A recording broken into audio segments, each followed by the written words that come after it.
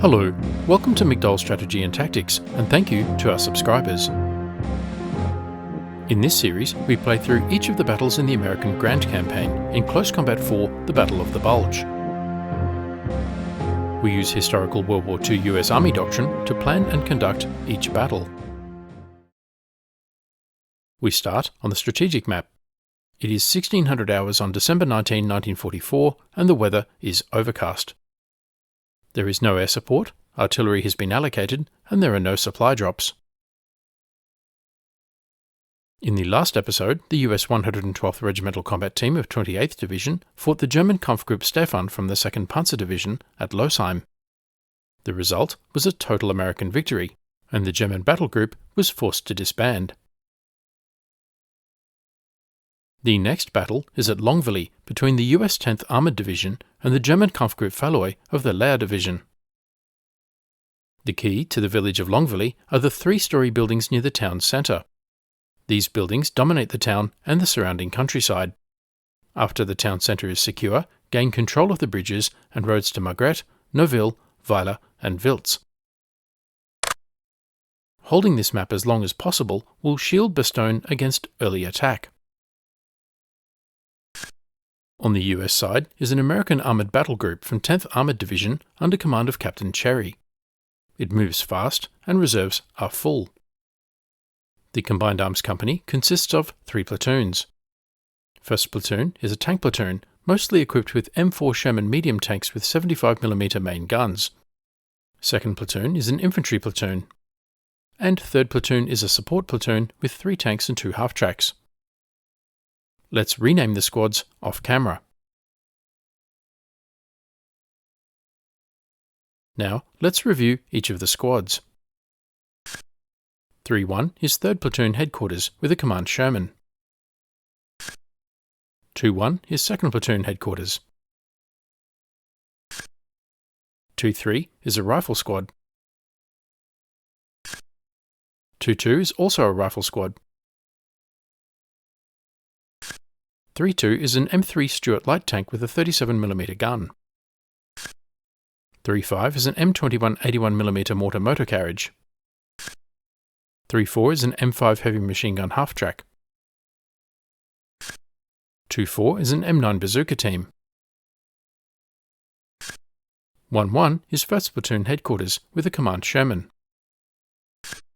1-2 is an M4 Sherman medium tank with a 75mm gun. 1-3 is an M4 Sherman medium tank. 1-4 is also an M4 Sherman medium tank. 1-5 is an M7 Priest 105mm self-propelled artillery gun. 2-5 is a Browning 30 caliber medium machine gun. And 3-3 is an M3 Stuart light tank. Next, let's look at the map and conduct a commander's estimate of the situation.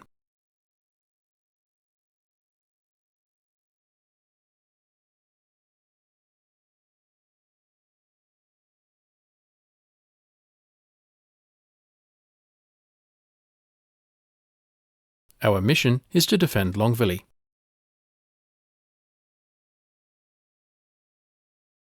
The village of Longvilly in Belgium is northeast of Bastogne on the border with Luxembourg. The village is surrounded by open farm fields interspersed with light woods and dotted with multi-storey farmhouses. The village has formed around an important crossroads with roads leading to Margret, Noville, Weiler and Wiltz. In the centre of the village is the Église de Longvilly, the village church. To the southwest, bridges cross the Linksebach, a small river. This is Longvilly today.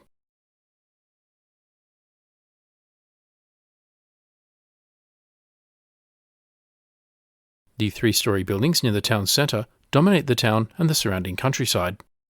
There are a number of scattered 2- and 3-storey buildings in the area, from which observation over the open fields is generally good, although sight lines are limited by the woods. The terrain is relatively flat and does not provide much positional advantage. The wooden buildings provide reasonable cover.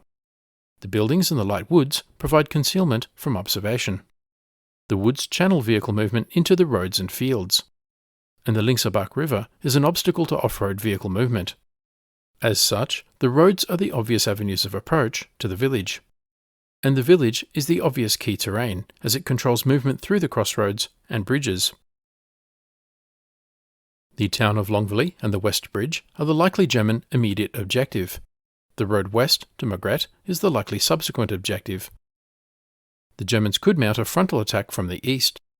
German armour could form a support fire line in the open fields between the roads to Weiler in the north and Wiltz in the south. These forces could suppress defenders in the village while also dominating the open ground south of the Lehr River.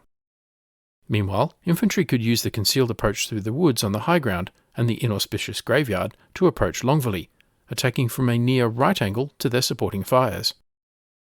This is an almost textbook assault, and could leave the Germans controlling the bridge, but poorly positioned to follow through on the road to Margret.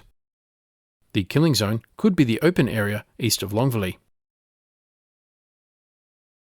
Alternatively, the Germans could mount a flanking attack from the north. Infantry could infiltrate the woods on the high ground north of Longvilly and take the three-storey building. Tanks could then move through the infantry position to a support fire line, firing into the flanks of the American positions. With American defenders suppressed, infantry could then move from cover to cover, capturing both the immediate and subsequent objectives in one assault. The killing zone could be along the road to Noville, as German forces would need to move through this zone to flank the American position. The Americans bring a strong tank force to this battle, so their plan should look to exploit either firepower or manoeuvre. One option is for the Americans to fight a firepower battle. The infantry platoon would defend the village north of the Lehr River, supported by the heavy machine gun half-track and mortar half-track. The tanks of 1st and 3rd platoons would form a strong strike force around the road to Noville in the north, totaling around 8 guns of various calibers. This force would strike hard and push forward strongly towards the road to Weiler, crashing into the German position, denying any flanking attack and outflanking any frontal attack. This plan sacrifices long-range fire for the shock action of the massed firepower of tanks at short range. The key risk is bogging down in a close-quarters fight with infantry. Another option is for the Americans to fight a manoeuvre battle. Once again, the infantry platoon would defend the village north of the Lehr River, supported by the heavy machine gun half-track and mortar half-track. They would fix any German assault in place. Meanwhile, the tanks of 1st and 3rd platoons would form a strong 8-gun strike force south of the road to Margret. After dominating the open ground and road to Wiltz, this force would move east at speed and in unison, destroying everything in their path, crossing the Lehr River, then swinging north to attack the German flank and cut off any German forces moving towards the road to Noville. This plan would deliver an enormous right-hook punch to the Germans. It would overrun any frontal attack and threaten the rear of any flanking attack. The key risk is from disruption while crossing the river.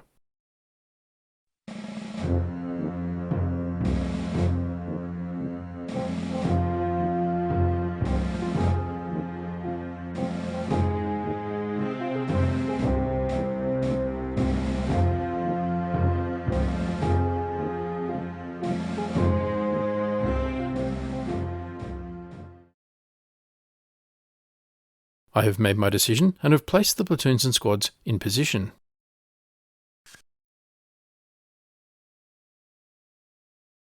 The tanks of 1st Platoon massed in the north.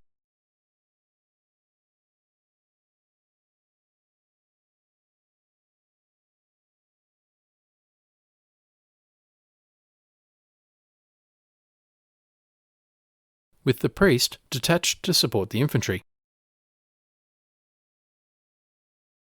The infantry from 2nd Platoon concealed in the buildings.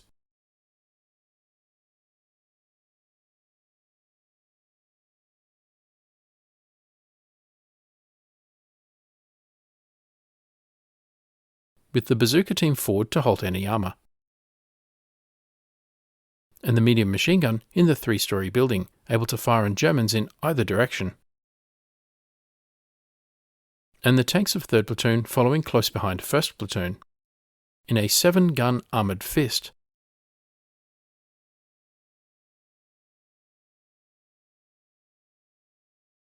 With the heavy machine gun and mortar half-tracks in defilade cover behind the Eglis supporting 2nd Platoon.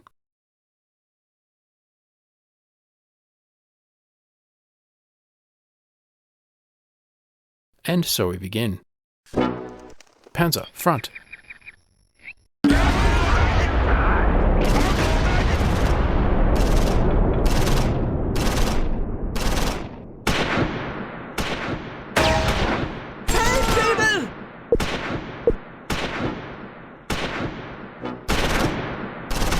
Two Sturmgeschütz for one Sherman.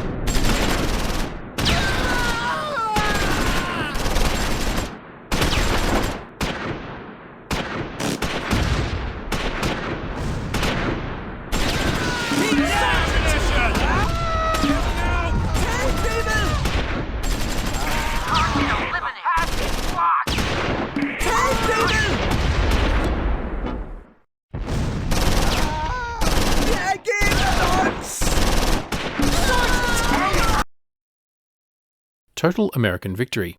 The battle ended because the Germans' force morale got too low and they were forced to retreat off the map. The Americans gained control of the map and the German battle group was forced to disband. The Americans won the battle because they control a greater number of crucial victory locations than the Germans. The Americans lost 11 killed, 7 wounded, and 2 tanks destroyed. The Germans lost 11 killed, 14 wounded, 1 prisoner, 2 tanks destroyed, and 6 armoured vehicles destroyed. Let's examine the American squads. Kramer, commanding 1st Platoon, is killed along with 1 crew and 2 seriously wounded. Bailey in 1-2 is credited with a half-track kill and shares credit for another with Kyle. Padilla and Wade in 1-3 are killed. Moon and Wade share credit for a tank kill. Bond and Van Kamp in 1-4 are killed, and Henderson and Hampton seriously wounded. Bond and McLaughlin share credit for a tank kill, and McLaughlin is also credited with an armoured vehicle and is awarded the Combat Infantryman's Badge. Moyland and Waddell in The Priest share credit for an armoured car kill.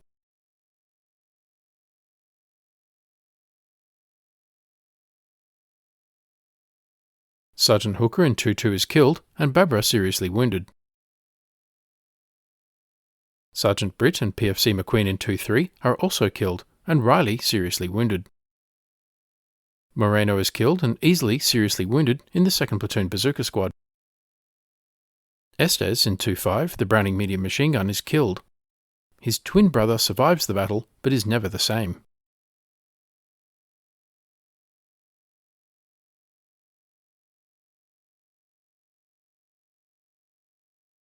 Herring in 3-2 is credited with another armoured car kill.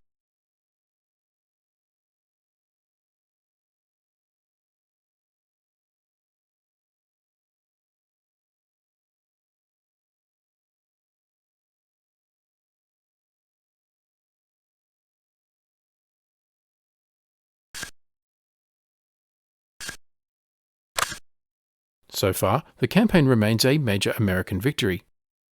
The Grand Campaign has 13 days remaining. Your defence of the Ardennes is progressing better than your historical counterparts. Over the course of the campaign, cumulative American losses are 260 killed in action, 259 wounded in action, 27 tanks, 2 vehicles, and 14 guns. Cumulative German losses are 624 killed, 562 wounded, 80 tanks, 84 armoured vehicles, and 1 anti-tank gun. So, what did we learn? The loss of 1st Platoon's command Sherman in the first seconds of battle was unfortunate, but in exchange for 2 Sturmgeschütz. Otherwise, the battle demonstrated the firepower of a group of tanks fighting and firing together. Doctrine recommends that the manoeuvre of units rapidly to project shock action and protected firepower into the vital part of hostile rear areas from an unexpected direction must be sought in all attacks. In this battle, 7 tanks projected shock action and protected firepower into the right flank of the German attack on the village. They attacked from an unexpected direction north of the village into a vital part of the German position and were on the verge of overrunning the German rear area when the Germans gave up. One mistake was to push the tanks forward into the infantry at the crossroads armed with anti-tank weapons.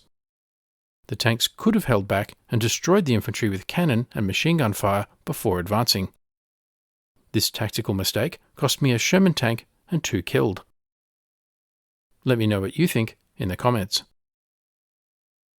Thanks for watching. Please remember to like, comment, subscribe, and donate. And stay tuned for the next episode.